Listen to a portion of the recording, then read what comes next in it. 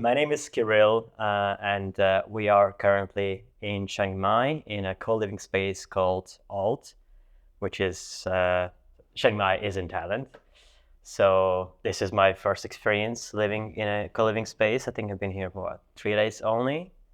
I was considering it before, not too seriously, and then I came here without any plan, stayed in 2 hotels, didn't quite like it. And then a friend of mine who stayed here before for a month, he told me, why don't you check out this place? And I did, and to my surprise, they actually happened to have a cancellation, and they had one free room, which is where I'm staying right now, and I think I'm going to extend by another week. I booked for a week. It's a very friendly place. Oh, You can forget about any problems. Like actually, so I'm a digital nomad. I should have mentioned before, and probably the most common problem for nomads is being alone, suffering from loneliness. Especially if you go to a new place, you struggle to make friends. Some places make it easier, other places not so much. So this is for me the primary problem that co-living spaces like Alt are trying to solve. You come to a different country or different city, your friends are sorted. So there's already so many events I sign up for this week. So much socializing is happening and will be happening. Some of it is planned, some of it is just ad hoc, like you go to the kitchen and you say hi to someone and you have a conversation. So like my social needs here are fully satisfied, which yes. as I'm getting older, I'm coming to the conclusion that this is probably one of my main needs that I have. If I have good friendships and connections, then nothing else really is that much of an issue. It's great. I'm happy you found out earlier. Yeah, I mean, definitely, yeah. It's about the people. I'm kind of my channel is called Hans.sucht.ein.Haus, which means Hans is looking for a house. But actually, what I'm looking for, of course, is this place where you like the person, where you like the people, where you are appreciated, and of course, the weather and all this stuff, the surrounding, the way of living. Of course, it's important. But mostly, in the end, when you look back, you find out it's mainly about other people, right? exactly. It's a community. Mm. Sorry, it's a community after all.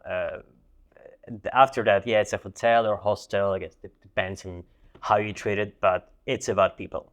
Yes, and there's a rule here. You can minimum stay is 6 days.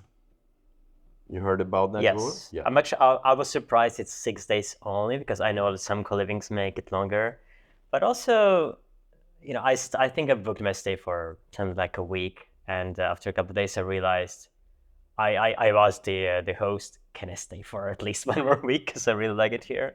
Mm. I think there's also a difference in how people plan their trips. Some people are incredibly rigorous with their schedule. They know in advance where they're gonna go. For me, I'm not a big fan of planning. I do Okay. like when things work out, but kind of planning in terms of where I'm gonna go does bring me a lot of anxiety. And also, I just don't know how I'm gonna feel in a certain place. I could plan 2 months stay in a place and then realize that actually, you know what, I don't really feel good here. As opposed to coming here for one-way ticket. I booked hotel for one day. Okay, I didn't like the first hotel, didn't like the second hotel, and then I found a place which I liked. I don't have any flight booked to any further location, so it's this kind of openness that actually allows you to explore, experiment, and then stick around places and people and situations which you find vibe with you better than others. It needs a little bit of time. You can't say before because you don't know the place, you don't know the ambient, you don't know. I mean, noise for me is kind of important. I love it if it's quiet or something. And even in the last hotel I book in, it's like it's near the mosque. So I have certain times I have the prayer. They were, so the guy comes out and sings at 6, quarter to 6 in the morning. I get a wake up call, That's very which early, yeah. yeah, and he's kind of, I don't know, maybe he's waking up as well. He's a little bit more smoother the middle at 12 o'clock noon call is a little bit more energetic, or it was kind of an experience. And then in the nighttime until 1 o'clock, 2 o'clock, I still hear some discotheque near the river. Boom, boom, boom. There's some drummers, and there's not much of acoustic. They don't care. The sound goes all over the village. But is And that you can AM hear or it. PM? Is it at night? What? Yeah, 1 or 2 p.m. in the morning. Okay. AM, It's AM. during Yeah. the day. Okay. In the morning, and you still hear the music there, and it goes all over the place. I guess they have a special permit. I don't know how they do that, because it's pretty loud, but it's okay. I don't know. When you're tired, you sleep, and when not, you're awake. So use your time. There is also a human tendency to get used to everything. Good things, bad things. In fact, the whole label of good and bad, most of the time we create it. It doesn't really exist in things. It's overvalued. It is overvalued. And when I decided to leave London to become a digital nomad, one of the reasons I was doing it was to escape this very nice comfort zone that I placed myself in. It was comfort in many ways, from the network of friends I had, to financial situation, and the physical location where I was. My bed with the cooling layer on it, and like everything about it was right. And now I'm sleeping in different beds all the time, and the thing is, I'm used to it now. Okay. So yeah, maybe on one hand it would be better if my bed was better. I would get used to it as well. And now Yes. my bed, whatever I have, most of the time it's okay. Yes. It's nowhere near terrible. Like I think that's quite rare.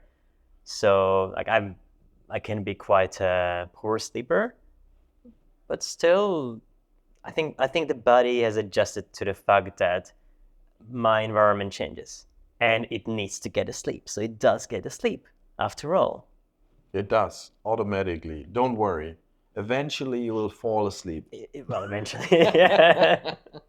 Don't worry too much about anything, in a way, I guess. So, but I think that's really important what you said about, like, when you're a digital nomad, it's good, like, to have people to connect to. And what's about all this family and friends? You still connect through Zoom calls or internet? Is that enough? Is that working? Or you think there's kind of a decline happening? So I think I'm the kind of person who, well, with some exceptions, like my mom, who I do have calls once every few days, video calls. It's hard for me to maintain intense friendships over distance. But also what I've discovered, because I lived in a few places. Originally, I'm from Riga, which is the capital of Latvia. I've lived in Ireland for 3 years, and I lived in London for almost 9 years. And what I realized, that a lot of friendships you could still kind of maintain you could put them kind of in like maintenance mode, and whenever you're back, you can rekindle them almost from like you were never gone, basically. I had friends reaching out to me after many years of not talking to each other, and now we're very close.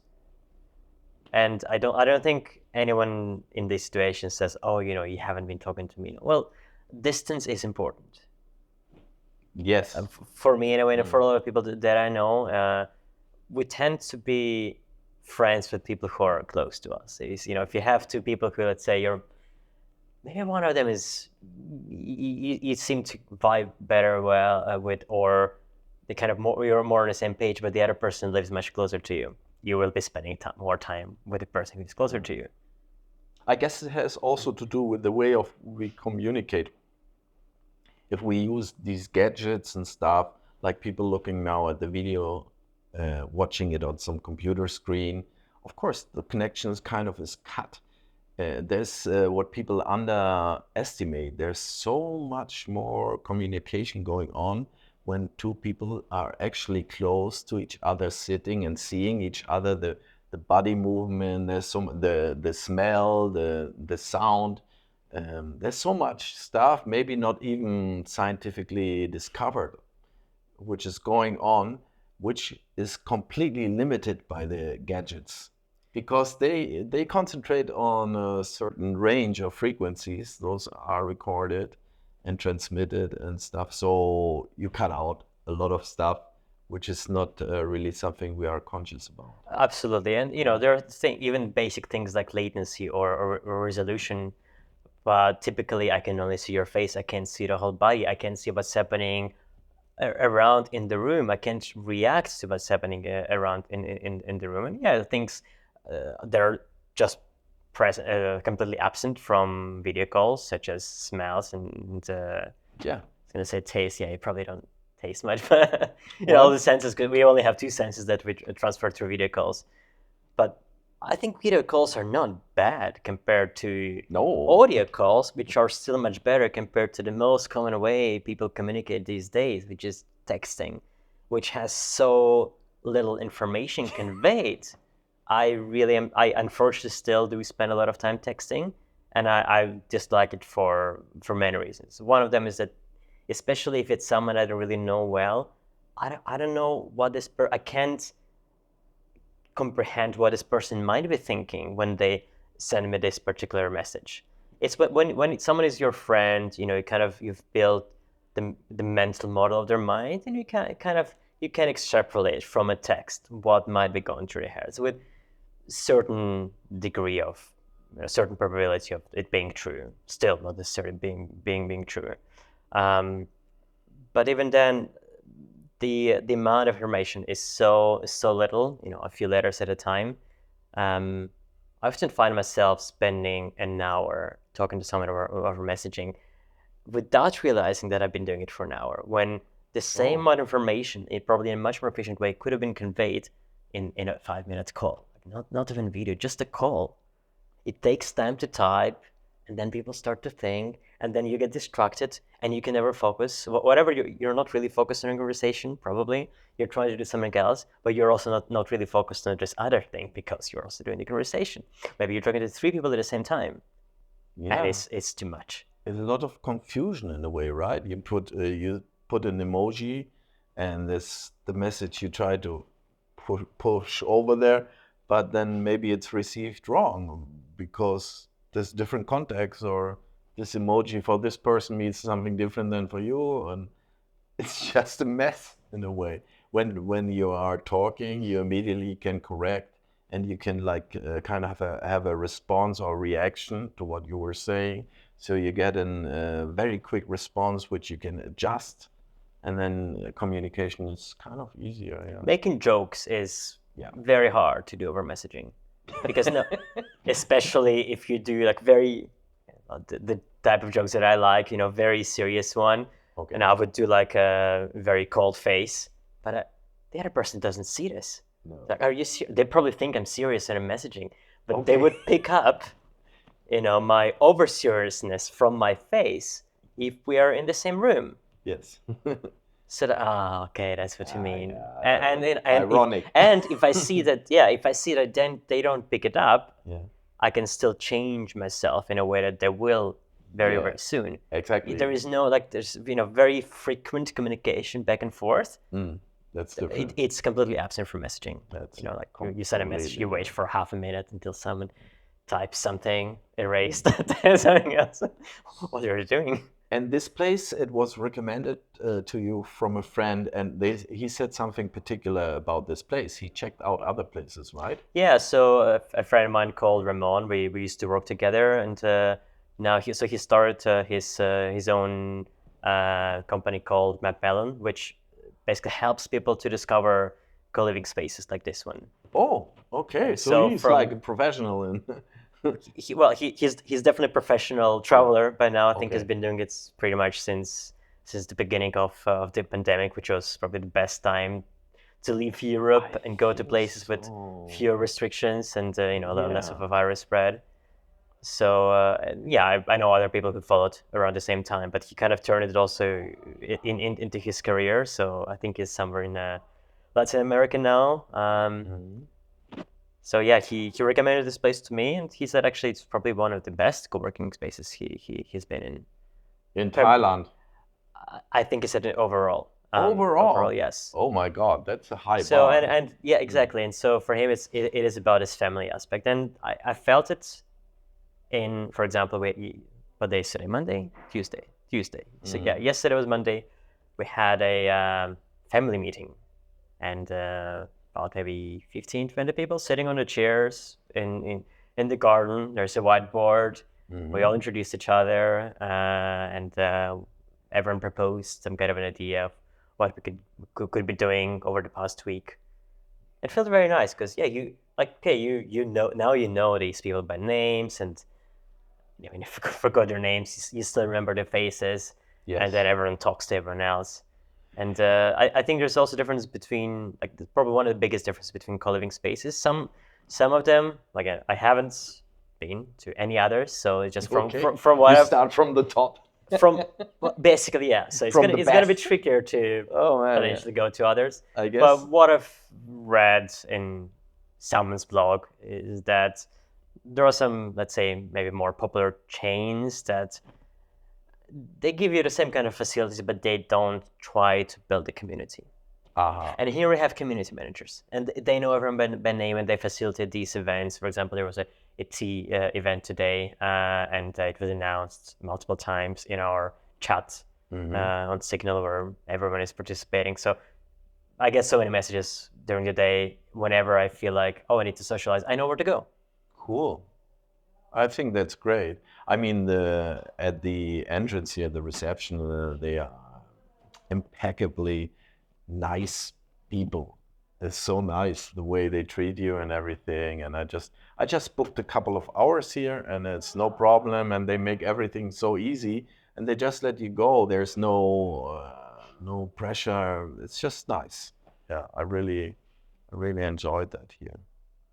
Well, that's I never tried co-working spaces, but I like it. You have a kitchen, you have and I think it can be very inspiring because there's some special people, no, on these places, right? Or what's your experience? I think everyone is special in their ways, but you know, to start with, everyone decided to, at least for some time, to leave their home and go into traveling. You know, I've met people who traveled for a few years. Some people maybe travel only for a few weeks. As far as I know, everyone who is here, they're working during the day. So the co-working space, which is right behind us, is always busy. Yes. We have a couple of offices here. Actually, I prefer to work from terrace upstairs or from the garden. Sometimes, or if I'm eating, I work from the kitchen. So all of these unusual places. I barely worked from a proper desk here. Okay. This is not why I came here. This You is like not to why I'm move. staying. You like Well, to move around. I You like to move. I really have, because I've been doing this for the past half year, and I never rented an office anywhere. Okay. So I haven't worked on a proper desk in the last 6 months. So again, coming back to the topic of getting used to things, I get used to it. I don't need a super fancy chair, and I had one. I don't need an external screen. I had a very good one, and I had a desk and everything. It's all left behind, and I was so attached to these things, and now I'm not. It's comfortable, but in the end, you find out you're not really needed. No. Yeah, I think it's beyond that. I'm not even thinking about it. Right. I have my laptop. You know, I could put it on my knees and work from here. I could, I could put it on a higher table and use it as a standing desk. I know people who told me, some of my colleagues have remote jobs, so they told me, oh, maybe you should get this external screen, bring with you, it's very light, or there are even some 3D glasses you can use, AR glasses. So basically, you can have multiple desktops in front of you. Yeah. All of it is handy. Do I feel like I need it? Do I feel it's going to increase my productivity? I don't think so. It's just nice, but it's nice, and you get used to it. Let's and then see if the digital nomads, if they all buy this Apple Vision thing and they just lock themselves into their virtual world, and then it doesn't matter. They might even type into the air. I don't know. I guess it depends a lot also of the type of working you do. If you're like a 3D artist or you're a programmer, you have on the screen all the time. You like the screen space so you can see all the data at the same time. It's comfortable. I'm a programmer, but You again, are okay. I don't need to have Okay. multiple windows side by side. And again, I think it's a question of habit. It's not really a question of productivity. And if there is some kind of productivity boost, it's probably very, very small. Yeah. I have friends who work on absolutely massive screens, and they would have a lot of real estate on the screen, maybe 4 windows, maybe more windows. They would have like terminal and browser and code editor, everything. I just switch between different windows. I don't. And if I do need to see the windows side by side, okay, I put them side by side. But most of the time, I just command tab. Yeah, my cousin, he's a programmer as well. And he says a lot of time, it's not so much about sitting and typing the code.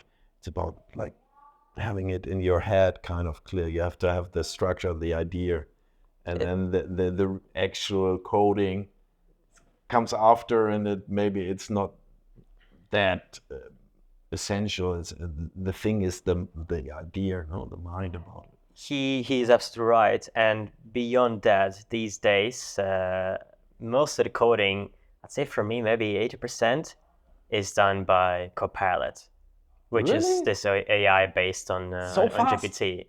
So Wow. it doesn't mean that anyone can just No, write no. applications. You still need to know in which way to interact with this, which is basically autocomplete tool. So I know which characters to type, so that I type a few characters, it types me the rest of the line or even the whole function. I know where exactly to place the cursor. And it's a kind of symbiosis relationship that I've built over the past, I think, at least 2 years. I've been using it since the beta, basically. And again, this is one of those things I was gonna say I can't go back not to use, Right. but I probably can, right? Because If you have to. if I have to. If you have, just give me a pen and some paper, start over again. Basically, I'm sure I'm gonna get through some period of discomfort. I'm gonna get used to it. Yes. So one place where we have to do this is if you code on an airplane, because we have internet pretty much everywhere. But coding on an airplane during the flight means that this has been taken away from you. Well, nowadays you can have internet on it. Yes, I actually haven't been on a flight like this, but I just read. Yeah. Skills And I don't know, maybe they have in the future they have like the same artificial intelligence, but like working on your phone or on your personal computer, kind of helping out. Can be. If you have the space of data and you're like a system that doesn't have to connect to the internet, and like having an LLM on your desktop or something. Yeah, that's definitely plausible, and coming, I guess. I don't think you even need that much storage for GPT. I might be completely making it up. I think it's something like 1 terabyte, which is typically what I have 1 terabyte in my phone. Of course, it doesn't mean that I can install GPT in my phone locally, but I think there are lighter versions of GPT, or maybe even or just early versions of GPT that you can run fully locally. I think iOS in the latest version has something similar for its own offline autocomplete that is decent. It's not the same, but it's good enough. Also, it works faster than GPT. Yes, all this will come. And so you're like from the beginning, and it's kind of taking over the world in a way, right? Yeah, so it's taken over fast. everyone, actually. It's incredible. It's so fast. I mean, I use it, of course, sometimes if I want to, just as inspiration, or want to write a text or something. It's just easier, and I can find some information and then put it in there and rewrite it, and then I can use it. So wow, this is a huge time saver. When it's about actual data, getting it out, then it's so much faster. Yeah, I think it's the use of GPT is limited by our creativity, even though it kind of conflicts with the creativity. So that's the interesting bit, right? You can decide when, and just very often an opportunity to use it for something else. Like maybe you're writing an email, you want to rephrase it, or you're writing a message, you want to fix grammar or things like that. And I keep coming up with new ideas. Actually, as of lately, it's just been more pragmatic issues, such as giving it a list of countries and asking what's going to be duration of a visa that I get. Oh. Unless I for which, right? Seeking this information in any other way means spending a lot of time trying to aggregate it manually, and AI helps with that. Of course, you can't always trust it. No, you But have to recheck, right? yeah, so but I think very often it's still easier to some types of information can be verified, others not so much. In case like this, that's something you can verify. But if I don't need 100% reliability, for example, in general, I want to know, so like roughly how long I'm going to be staying in each country. Okay, 1 minute spent writing a query and it gives me the answer. And maybe it's not 100% correct, but it at least it gives me an idea. It gets close. And this is one of the most disturbing situations as a digital nomad or as a traveler, when you are at one place and you feel comfortable, and then your lease is over, and then it's already booked out, and then you have to look for another place. That's like the moment I experienced for myself. You have to like, oh man, I need a new hotel. I have to check. I have to travel there. And all this stuff is kind of a little bit stressy. Or how do you feel about it? Yeah, no, there's definitely this. I think for me, the hardest part about all of this is reestablishing habits. The healthy habits of workout, for example, going to the gym, finding the gym. And it's like, this is one of those habits that if I lose for a week or more, I lose. And I need to really force myself to do it. And what happens typically, moving to a new place means not only that we have to be seeking places like a gym, and maybe you have it in a hotel, maybe not, but at least my body tends to forget a lot of things, and I need to keep reminding myself of those things proactively. The typical things I do in the morning, things I do in the evening, because they are attached to the environment. Oh, yeah. So I don't know if it's fully possible to detach them from the environment and just kind of attach to yourself, because my environment is always changing. I think I'm getting a bit better at that. Well, the thing, your computer is kind of always there. You open up the computer, oh, I'm at home. Yeah, so basically, exactly, right? So if I manage to attach the identity of home to what is always with me, then I'm sorted. And I think I'm definitely better at it than I was before. Okay. But also the previous place where I've stayed in Spain for almost 2 months. Well, it was 6 weeks in a single place.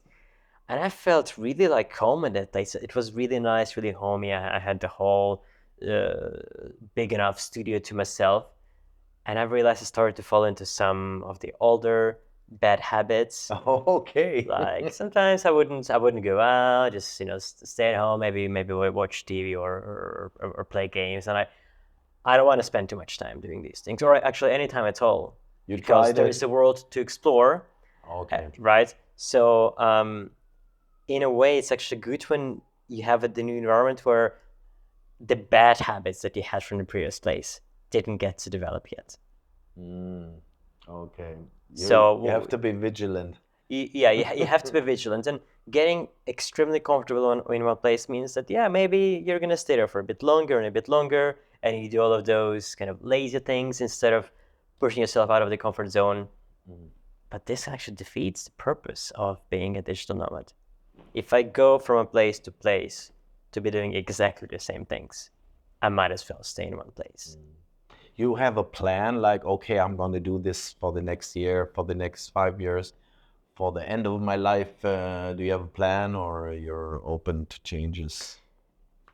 The plan is I gave myself a minimum of 1 year, and one of the reasons, probably the primary reason that there had to be a minimum, is because it took me a very long time to leave my past life behind, get rid of all of my things, leave the flat. It was a very painful process for a number of reasons. And eventually I managed to leave London. And from that point onwards, it wouldn't make sense for me, let's say, to spend 3 months traveling and then go back and again rent a flat or start buying all of those things I sold or gave away. The cost of that was high enough that it wouldn't be justified if I'm only traveling for 3 months. I might have as well just kept on paying rent. So I told myself, okay, it's going to be a year to start with. What's going to happen after that? I don't know. I'm open to whatever is going to happen. You give it a try, and then you look at it and you say, well, this is positive, this is negative. I love the positive, I keep going. Or not. Or maybe you decide, wow, I'd like to have deeper relationships. But even, I mean, it's not so much about quantity. I mean, you can live with one place and then you have your neighbor and you know each other like for 30 years. It doesn't mean you talk about anything interesting. And then you meet someone traveling, and the meeting and the thing that happened, the stuff you're talking about, they are so profound that they kind of actually trigger a change in your life, and they are very important. So it's I guess it's a lot about quality and not so much about quantity, being with other people. Exactly. And I think it's very common, especially if you live in a big city, not to be friends with your neighbors, not even know who they are. Or No. maybe be enemies with your neighbors because someone pissed someone off, maybe someone was too loud, or whatever else happened. Someone has to be responsible for my bad feelings. Probably is the guy. Yeah, it's never you, right? It's never ourselves. It's always someone else, right? Not at all. Impossible. Yeah. Exactly. Yeah, and we were just we met at a place you were, which was dancing, and we were hanging out there. And we just talked, and it took us, I think, maybe a minute or two. You were talking about something very interesting, which is pretty much off topic my channel, but I actually don't remember what I was talking about. But I really remember you. We were talking about sleeping, and then we went into lucid dreaming. That was a surprise for me. Yeah, we were talking about lucid dreaming. There's something you don't talk with other people normally about. And you told me you kind of, sometimes you have lucid dreamings, but that was not something you're like a practitioner of lucid dreaming. It's kind of happened to you eventually, and then you found out about it, or what's the story? Well, so lucid dreams is a dream where you are at the very least aware that you're dreaming, and also potentially can control what's happening. So I think it's been happening to me with a regular, not frequently, but on a regular, semi-regular basis throughout most of my life. I know people who it just never happens to. And I know there are techniques that one can employ to help themselves get better at lucid dreams, and specifically certain things you could do at night, in the evening when you're in bed. I never actually studied any of those. I don't know what they are, but what I do know works for me. Not that I'm trying to do it, because if I can't really fall asleep for a long time, if I keep waking up and then going back to bed, but sleep, waking up again, typically this kind of turbulent sleep results in a lucid dream that I end up having towards the end of the night. So just sometimes I know, okay, I've suffered so much throughout the night, and at least I'm gonna get lucid dream. And yes, very often in these cases I do get lucid dream. Is it something good? You're looking forward to have a lucid dream? Yeah, I can't see why anyone would not be looking forward to these experiences. Might be scary. The kind of, you're aware you're dreaming, and then that's weird, no? But it's weird. Now I'm sleeping, and I'm aware that I'm dreaming. I think it's exciting. Yes, it's extremely exciting, and you could try doing things that, well, first maybe you're scared or just can't do normal life, but also just starting to pay attention to how things are around you, and maybe spotting some kind of small differences between what you would expect to be in the real world versus what you actually see. And sometimes even when you're dreaming, these differences can be hard to see. It's maybe there's some kind of a general sensation that yes, something is off.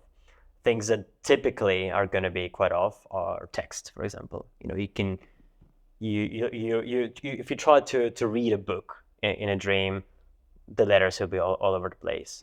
Maybe you read a sentence and then you move your eyes again back to the start of the line and it's something else.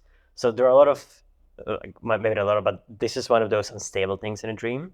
Okay. Versus, I don't know, the environment around me would be more or less stable, more or less. Yeah, but when you explain to me, okay, then you can control what's happened in the dream, wouldn't that be like the very dream situation? You're like, okay, now I take a Ferrari and then I drive like really fast and then I fly into the sky.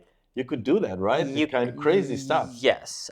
Well, I don't think everyone can do absolutely everything. As in, some people can. I don't know what it depends on, but it's like some kind of power of will. But I think first you can control your actions.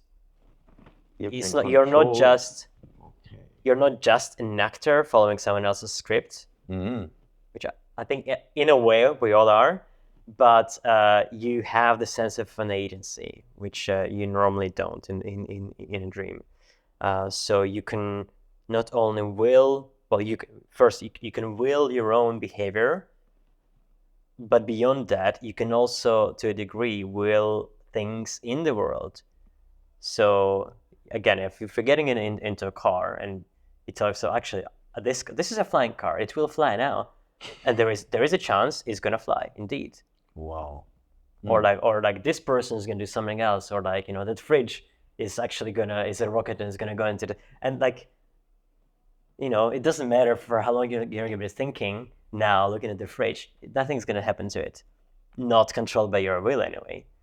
But in a lucid dream, things like this could happen, and this feels extremely empowering. It's gratifying, right? Yeah, and change your reality, because normally when we have dreams, we really believe the dreams. I remember for myself, like I'm in a dream and then I have to find out something, or there's something I'm looking forward to happen, but I'm still waiting and whatever, and and then I wake up in the morning and say, damn it, I wanted to know what's going on, You kind of stick to the story and, it was just a dream. And now I'm awake and now I think this is real.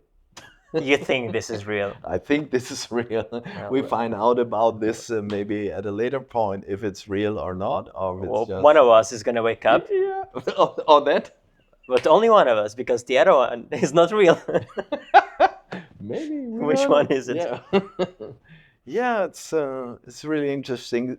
Did you meet other people? Those have also lucid dreams. Did you talk to other people? To be honest, I don't think I've had extensive discussions about this with anyone. I know some people do, but it's not. But no, this is probably the most extensive as it gets when Really? it comes to me talking about it. And I've never had a lucid dream in my life, I think.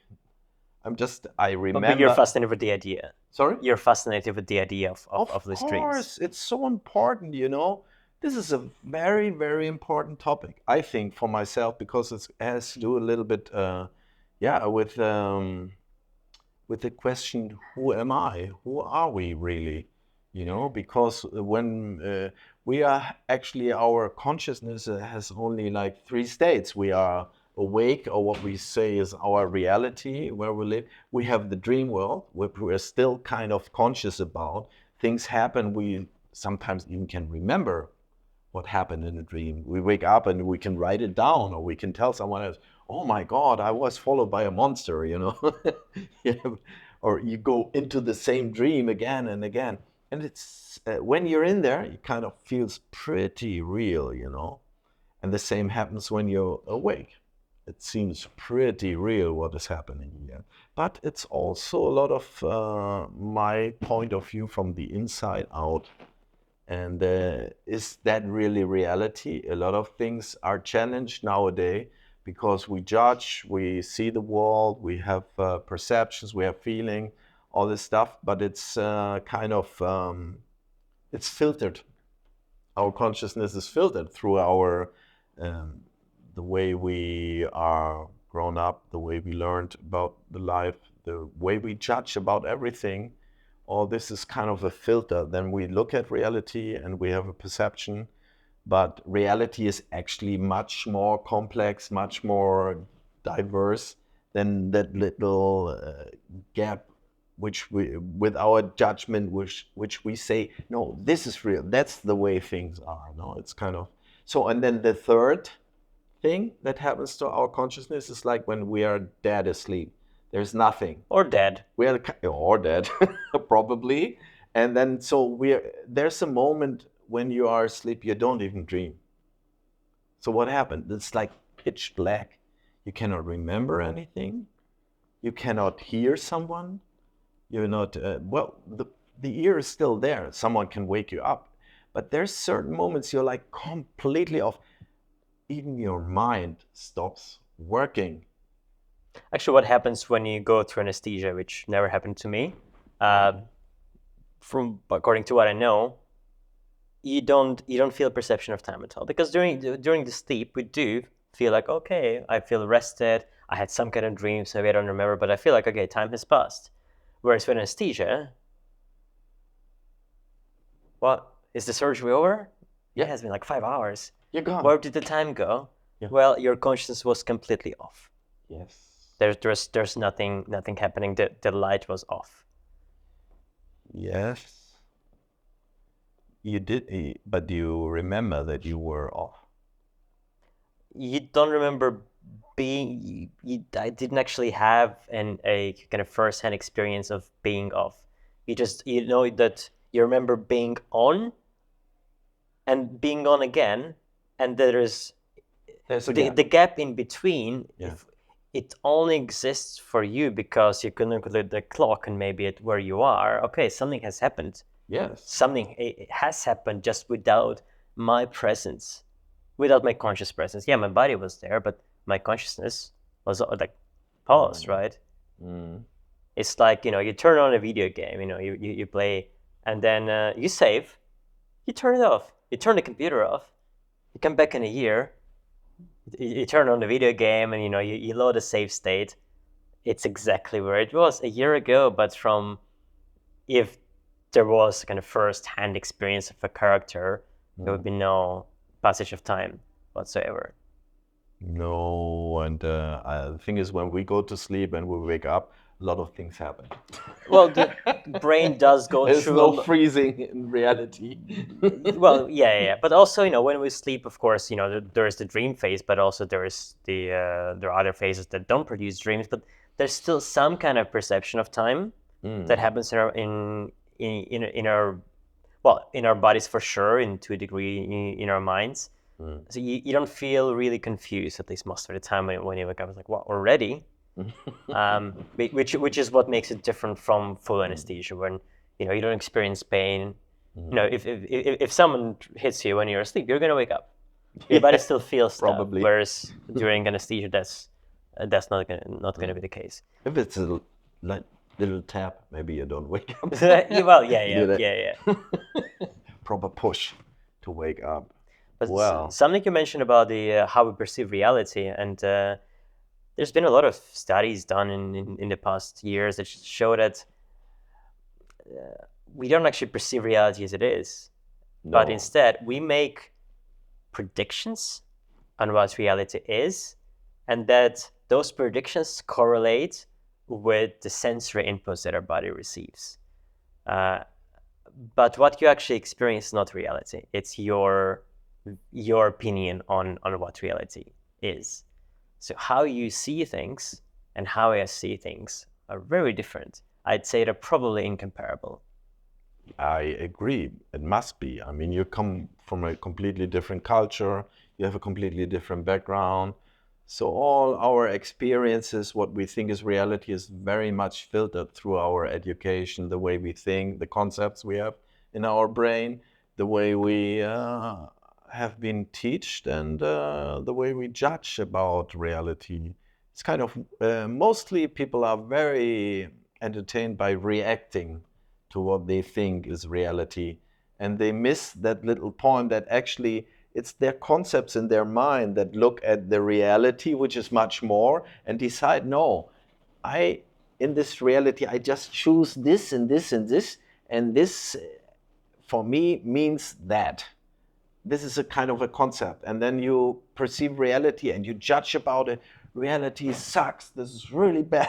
Yeah, absolutely. Everything is interpretation. Yes. From very high level concepts, as you like something, you don't like something, but even our ability to recognize people, to recognize objects. Okay, we look at the couch, we see the couch, but we don't really see, like on a computer screen, you don't see pixels and colors. You can't really unsee things once you have certain pattern recognition embedded in your brain.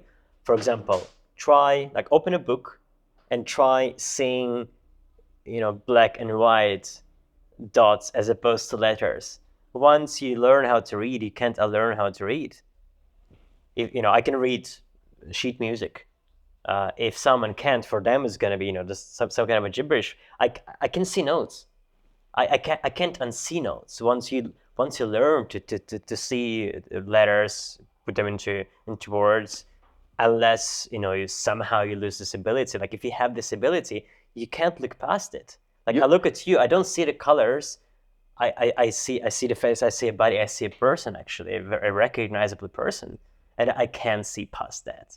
And so when we work with certain the same misconceptions that we have about the world, they work in exactly the same way. It's so hard to see past them.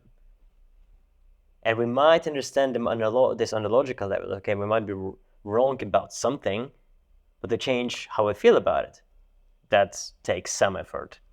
Everything is tinted, no, by our experience, by Yes. our concepts that we have, and you could even look at a musical sheet and kind of see the sound. You can hear something, maybe even.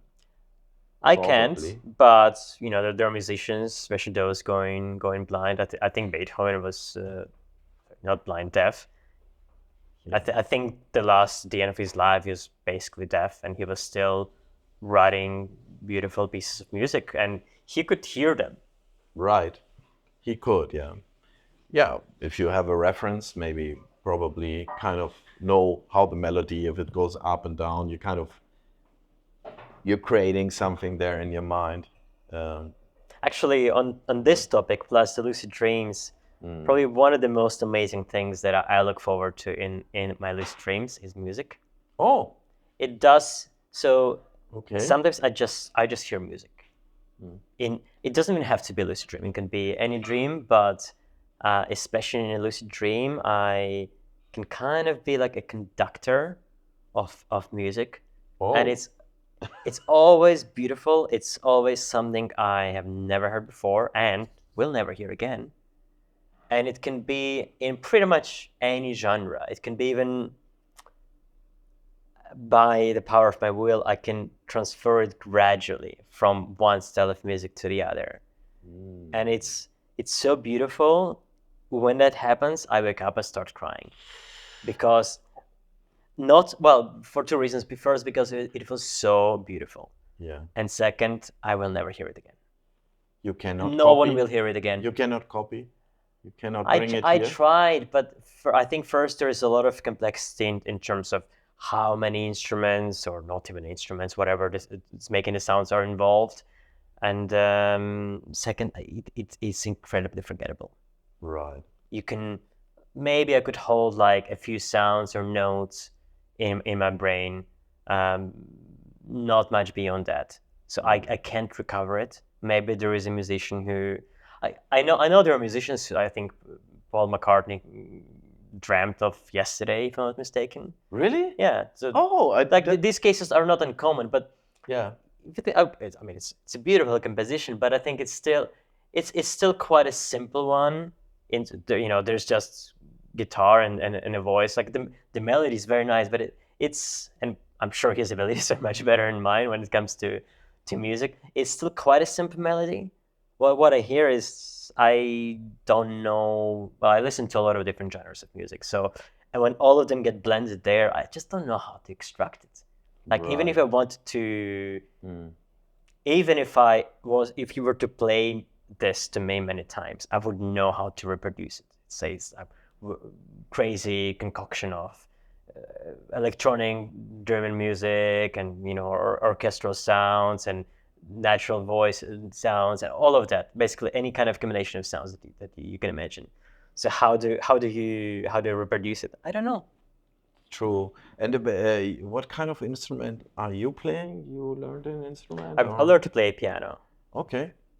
It's a very practical instrument. It's useful because you have percussion and you have chords, you have melodies, everything is in there, right? I Yes, like yeah, it. it does have a lot of that. Yeah, although I can't say I'm great at it. I know But lots of people who are. do Um, you carry a little piano around your life or no, no? so okay, Damn it. the thing about pianos, right? Mm.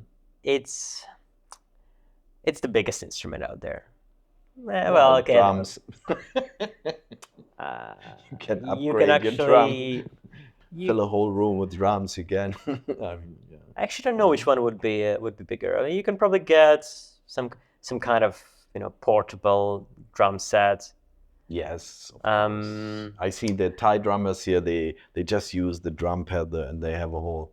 They just play with the drum pad. Why not? It's so possible. you can have kind of Just minimum, right? practical, Yeah, yeah, yeah. Okay, there is organ, right, which Yes. you can Oh, definitely can't carry around. yeah, the real ones in the churches. So Because everyone piano is different. piano has 88 keys, and so you can get smaller versions. You can get the keys that are not that great, Mm. and yeah, you can carry it around, but it wouldn't be for enjoyment of playing. You Right. can't really enjoy playing on like 32 keys. This could help if you want to compose music. That's fine.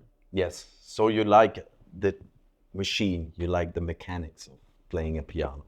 And you Yes. can't get that on a Yeah. keyboard carrying around. It's kind of I can't. Maybe I'm not devoted to it enough. probably Maybe some people are like, well, I'm traveling, but I will find whatever means. But I'm not a professional piano player by any means. My main instrument is a different keyboard, which is my laptop right. that I carry with me. Yeah. Well, I considered getting some kind of musical instrument, mm. but as a nomad, you always have to make decisions and be strict with what you're going to be carrying with you. That's right. I wonder about myself, when I'm traveling, I can really nail things down to a little bag, and then I'm mostly filled with gadgets because I like them so much. Well, like A those little ones bit that of are recording us clothes. right now. Yeah, yeah, it's just so practical in a way. Smaller is better in a way. I love it. And the quality is getting so much better. And then I wonder about my whole collection of stuff. I have my bass, and there's like a collection of guitars and stuff, and souvenirs and pictures and all kinds of stuff I do not need. When I'm traveling, I don't need all this. It's nice to have. You have your little museums, life experiences. But actually, when you lose it, you don't really lose nothing too important. Museum of Life. I Yeah. like that. All of the items that have maybe some kind of practical You have purpose that. or maybe even none. Yeah. But it's a collection of things that you mostly keep for nostalgic reasons. Yes. You have some kind of associations with people mostly, or maybe it's a Just- gift or You can't throw it away. It's too valuable. Yeah. You hang on to it, and it fills up, And I mean, the place I'm right now, there's so much space, so I can put more and more and more. And I'm collecting stuff, but actually, when I'm traveling, I don't need any of it. I think it's good that enough for me to know that it's somewhere out there. It's in a safe place with a friend of mine in the attic. A few different attics. Right. Yeah, yeah. And I mean, musical instruments, they kind of, they have their time, The piano, 1,000 years ago, we didn't have pianos. And now they're like very popular. And now I'm like, I love, for example, modern music, like on an iPad making music. And also I have like a MIDI interface, which is just touchable, And it's isotronic keyboard, or it's isometric keyboard. So you have the notes, you can arrange them, the whole scale in a different way. You just put your fingers. It's like a new kind of instrument, and they are evolving. They're coming more and more. Music is a language as well, and it keeps evolving. And so even if you don't have the instrument, you can lose your instrument, but music will follow you. No, I guess. Music always follows me. Yeah, it For does, me, huh? music is extremely important. And dancing. No? And dancing too. Dancing too? I think music probably is number one. Oh. Music has been with me for my whole life. Oh. Dancing is more or less a recent thing. But it's perfect with dancing because it's kind of keep moving. Yes. Doesn't matter what you dance, it's just good. And when I was at this place, I was so amazed, with the people. They were so happy. I don't know if it's this kind of dance, the swing, or you see the smile in their face. They were like blooming with happiness, these people. You look at them and everyone was so happy. Did you experience the same, or is that everywhere? Well, so for me, it was first time trying Lindy Hop. Yes. I've tried different dances before. I've been dancing bachata for a few years, zouk for a bit, salsa. But for Lindy Hop, it was the first time. But yeah, I felt this fun, for sure. I think it's not just because people are dancing, but I think also this dance in particular, it encourages one to have fun. Right. Like you can't dance it with a dead face, basically. I think you should do tango. Never tried tango, actually. I don't know. I'm not a fan of tango music. Sorry, tango friends. Sorry, tango people, but tango music doesn't inspire me somehow. Oh yeah. I guess to each their own. It's about taste, Music is about taste. Of course. Like it, you don't like it. It's although like food. The dance itself, well, if it wasn't for the music, I would have tried it. Already. Okay. Because interesting, it's the way they move, right. But for example, if you consider bachata, which is probably the main dance I've been doing for the past years. No idea what that is. I just heard the name. I have no idea. So, it's not reggaeton. No, I'm saying no, but because there are a lot of remixes of reggaeton songs into bachata, which give them, somewhat different feel. It's mostly the beat of reggaeton is replaced by the main beat of bachata, but the different set of percussion. So they do tend to sound quite different. But of course, if the lyrics are on the kind of vulgar sexual side, you don't really change that. Okay. So it doesn't mean that all reggaeton songs get remixed. I think it's the particular vulgar one don't really make it into bachata, or maybe I don't know, because my Spanish is muy básico. Muy básico, but you are improving by time, yeah. Yeah, you learned some Spanish, I guess, when you've been in Spain. You learned some. I've been just doing it on Duolingo mostly. In Spain, you actually you have to speak at least some kind of Spanish. It's very hard. I think it's much easier to be here in Thailand using English than in Spain. Yeah, I don't have a problem, but I know even people those speak English in Spain.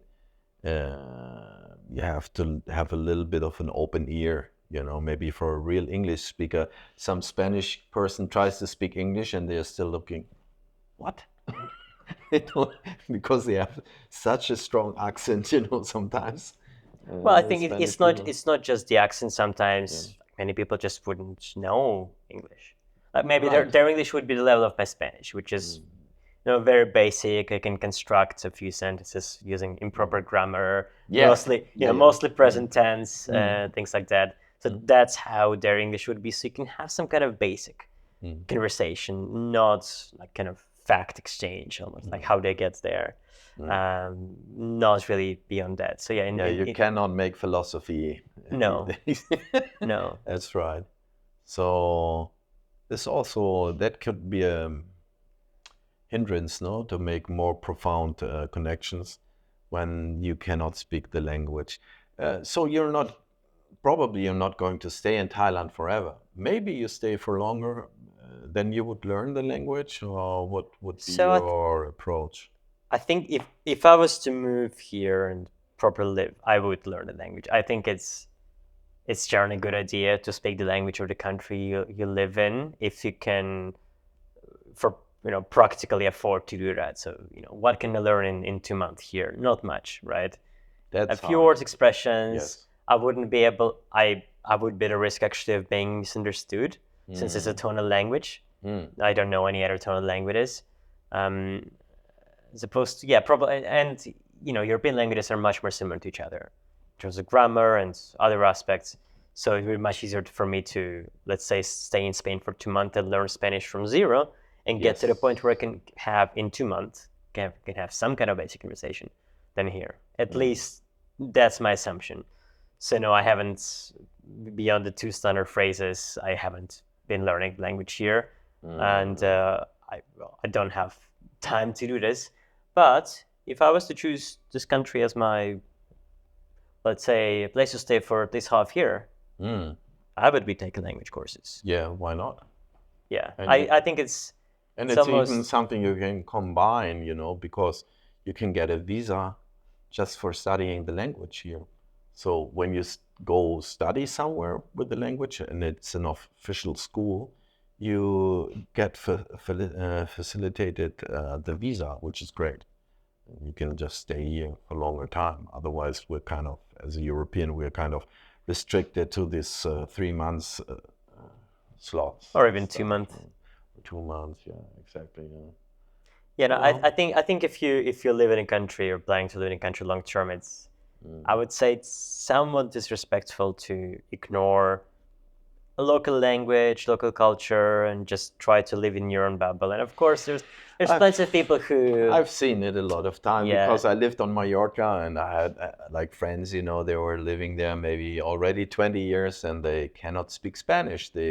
Because they're like in the little bubble and with the other friends and all of them speak German or English or whatever, and they just can do it. And so even if they have the local friends have to make an effort to talk to them in English or something. And yeah, it works. You can do that. Why not? But yeah, I think it's nicer, not?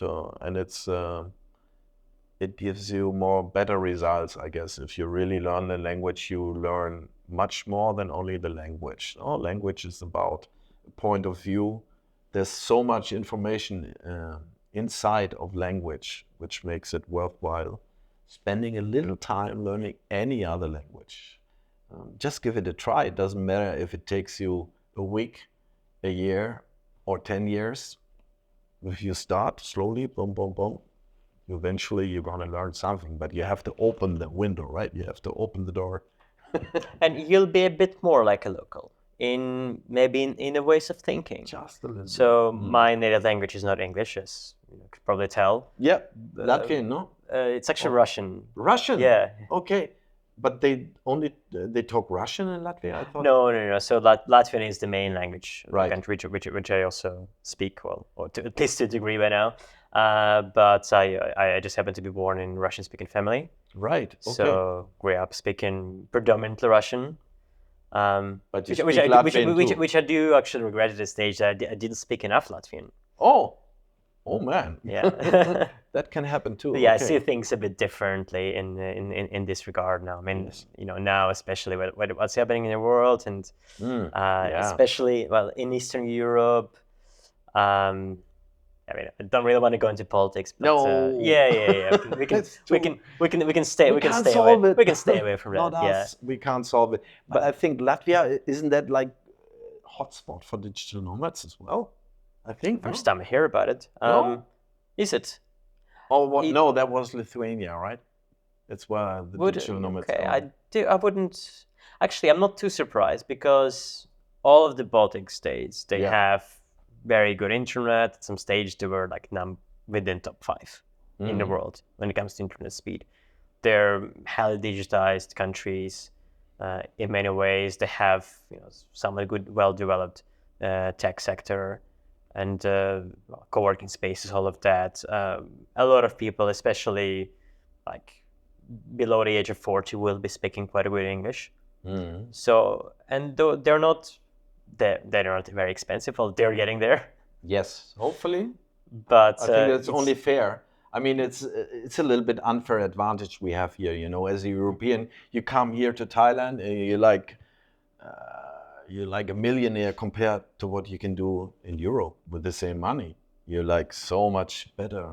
Yeah. You know, here, and it's a little bit unfair because people here, those live here, they don't have the choice. We have the choice. Yeah, they can't go anywhere. I think it's been changing over time. It's been changing at least gonna for yeah, as well. but kind of it must know eventually. I see the wall like coming together, so it should balance out a little bit. But of course, yeah, nothing can be balanced out completely. And why are you here? Because of the weather? Or what is the main reason that you just go to Thailand? Or is it also because it's cheap? So Thailand specific, I wanted to go to Asia. Right. Thailand specifically, just purely coincidence. I made a friend in Malta when I was staying there. She's from here. Right. So I said, okay, you know what? I'm gonna come to Thailand. I have someone who I know here in Bangkok. So if it wasn't for her, maybe it would have been a different country. Maybe not. I don't know. Mm. But I didn't know anyone else in Thailand before coming here. Now I have a big circle of even people who I can call friends now, like actual friends. It's cool. So fast. Yeah. Yeah. It's kind of I have the suspicion that you kind of because we are all humans, you can find friends everywhere in a way, and maybe like being in Chiang Mai, at least it might be even easier to find like-minded people than being somewhere in the countryside in UK, somewhere in a little village, you know. Yeah, I mean it's not something I've can't been compare it. particularly keen to explore, the countryside of the UK, for a number of reasons. Well, why not? Maybe it's a new hotspot for digital nomads to get away from everyone. I mean, you can go there to get away from everyone and everything, including good weather. Everything. Yeah, exactly. So the weather is a real important thing for you as well, I guess. Yes. Or not. The weather is very important, and actually, I think it's became, as I said before, people get used to things, right? Yeah. But I think I'm actually enjoying more every day. I'm enjoying more and more the hot weather, which wasn't the case a few years ago. I was dying if it was like 30 degrees outside. Too much. Wait until April. It's getting very, very, very hot here. I'm not saying there is no limit to my level of tolerance, but some of my Thai friends don't have the same tolerance as I do of the weather here. They want it for it to be like in mid-20s, for like 30 degrees outside, fine. Maybe I'm not going to be spending the whole day outdoors, but just go for a walk for half an hour and sweat a bit. Okay, yes. Nice. You know, after spending a few days in Riga when it was quite cold, it was snow, and now, well, at least recently, they had minus 25. That's not a place where I want to be. It's tough. Maybe like an experience if you like it for some time, but yeah, when I came back to Germany, I spent a long time living in Spain. I appreciate sometimes, you know, the light is very strong. The sun is kind of sometimes low for a long time. You have long shadows. But sometimes in winter, when there's overcast, it's like the whole place turns into black and gray, shades of gray. And it's weird, man. It's kind of depressing. And I love it so much to go to Mallorca or something. You're on an island, the sky is clear, and there's beautiful light everywhere. The warmth, the sound, the smell, totally different. I think there is something about the sun just being out there, and I'm trying to find beauty in everything. Yet at the same time, I still don't really appreciate gray, gloomy weather when it's there most of the time. When I used to live in Ireland, that's the most common thing that you get, you know, gray sky, rain, a bit of wind, a bit of everything, almost never sun. But in those moments that when the sun was coming out, I could really appreciate the beauty of the country, of all of the cities, the towns. Everything was beginning to look immediately much more pleasant. Yeah. Otherwise, it's quite gray and depressing. Even when I was in Barcelona, I experienced exactly the same thing. You know, when the sun is out, wow, it's amazing. Yeah, January, February can be a little bit dull. It's cold. The structure and everything in Barcelona doesn't hold up. The best is if you can choose where you be by the weather, like in summer, being in Germany, everything's green, it's still warm, it's nice. Why not? You stay there. So most likely, Boom, go somewhere else when there's weather better. Somewhere else. I think that's what I'm gonna do when December comes. I'm gonna be back to Europe for some time. Why not? Yes. The So weather's where gonna be would you great. go? Spain maybe again, or I don't know. Or London to start Or with. London, yeah. But London, my like, my kind of main home at this stage. well, if you have, yeah, why not? Reconnecting with friends and everything. Why I not? think that's gonna be And extremely important. you think you find a place there to stay, or you just hook up with some friends because it's tough, no? London? It might be a mix, you know. If I definitely have friends to stay with, but I don't want to overstay, and Right. friends who are very nice. They will allow me to stay for long, but I don't want to abuse this necessarily. So but your museum is very restricted. You cannot collect stuff and buy a bike and this and the other and a cupboard and you can't do that now. You're a digital nomad. You stick to your baggage, like, and you want it to be lightweight, I guess, no? Yes, Or not? of course. That's the rule. You have to. You're not start collecting again, because it was a hard moment, right, to let go all of that stuff which you had some place, I guess, or not. Absolutely. If I was to rent something, let's say for the summer, it would be renting, but not buying any new things. You would not. No, I Maybe would probably. essentials. I guess. I'm some- not counting essentials, but even things like any kind of household items, or whatever I buy, I just leave there. Right, you buy it and then, but you don't care about it. You're not attached to it. Yeah, and ideally, I guess it would be a furnished place, or maybe just a bedroom. In which case, definitely, there's going to be everything. From cutlery to dishes, everything.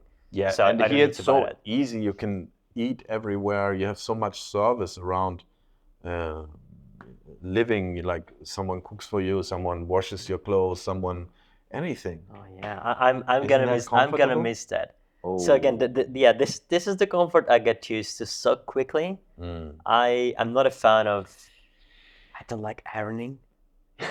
It's But you have to? here. I don't. No, of course. But I mean, you like your stuff to be ironed. I like my stuff to be ironed. Oh, all right. So I'm happy to pay for the service, Of course. which here is so easy. Yeah. But when it comes to food, generally in Europe, at least in London, it's not that good to be eating out all the time. A lot of food is not going to be very healthy, or it's not going to be very tasty. It's true. I agree. And it could get very expensive to Yes. be doing this all the time.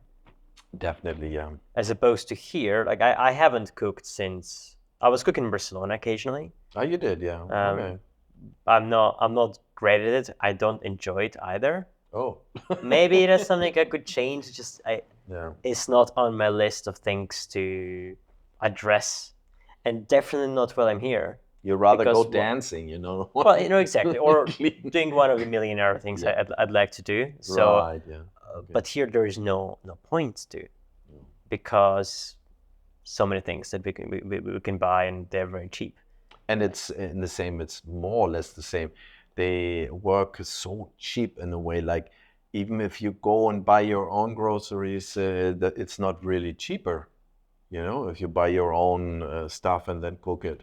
Exactly. It is so inexpensive when you go eating here, and mostly like if it's street food, you actually see how they make it, and even if it doesn't look clean in a German standard, look at it.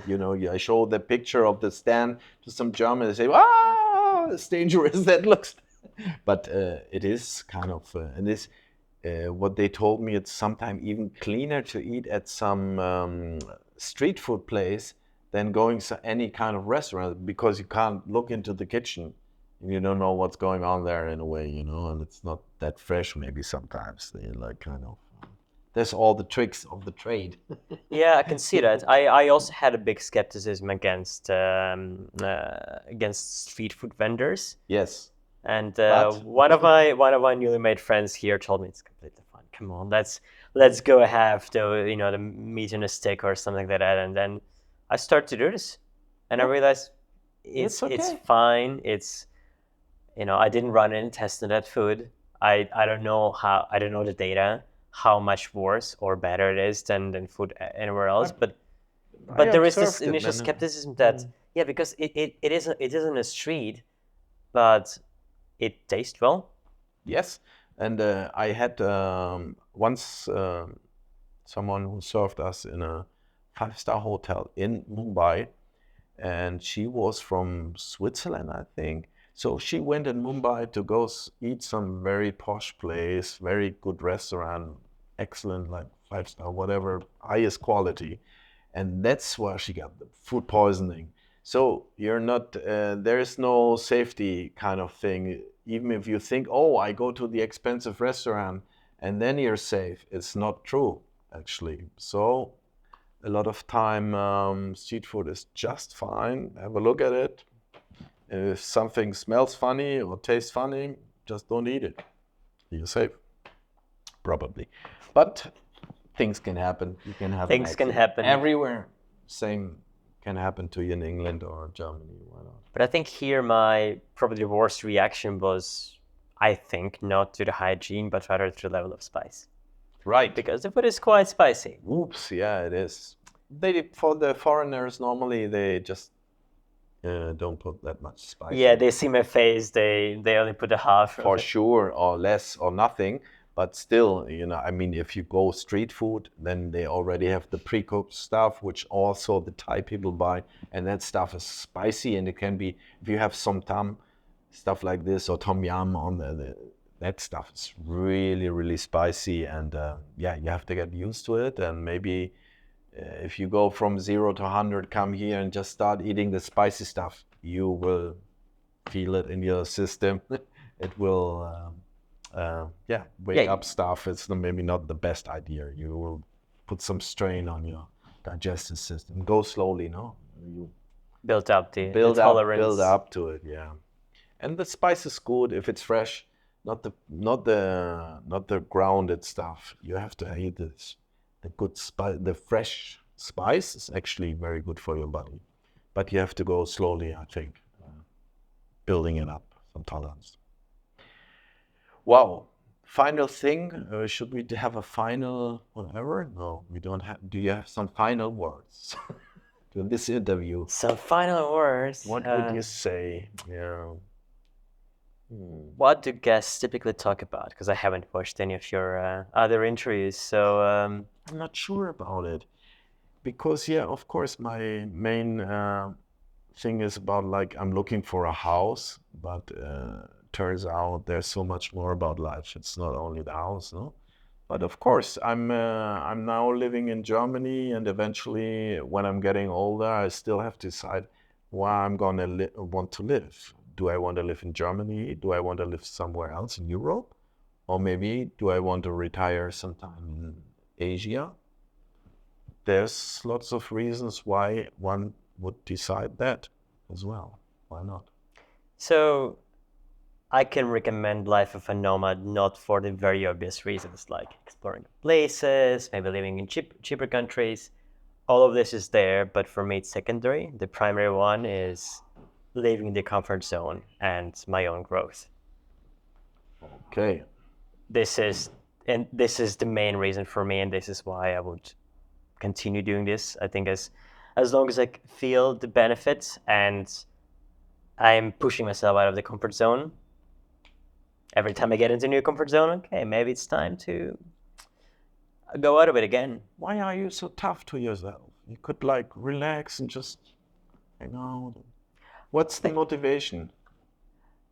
I think I would feel some kind of almost existential dread from not doing the things that I could be doing in life. I could spend a whole life just doing this, watching TV series, playing games, sitting at home. How would I feel at the end of the day? Like, you feel good maybe at the moment. Then at the end of the day, at the end of the week, at the end of the year, you start thinking, what did I spend my time on?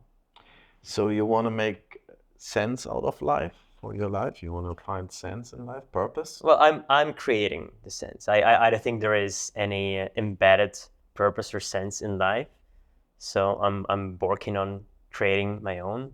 I can't say I found it or that I will find it, but I think sense is created by taking actions. And so if I'm in the same place, if I'm staying in my comfort zone, I'm not taking any new action. But by deliberately putting myself out there, well, I'm doing things like rewiring the brain, for example. So we learn primarily through pain and discomfort. Oops. Yes. So let's go for it. Let's go for the pain. Let's go for the pain. Don't avoid it. No, don't avoid pain. Pain is good for you. Within reasons, of course. Okay. Don't get addicted to pain. Well, get addicted to the good kinds of pain. Yeah, all right. Kirill, thank you so much, man. Thank you so much. Really great. Thank you. Yeah, I did not expect it to be this way. No, I did not expect it either. It's simply very interesting. Thank you very much. Koppen Kap. Auf Koppen.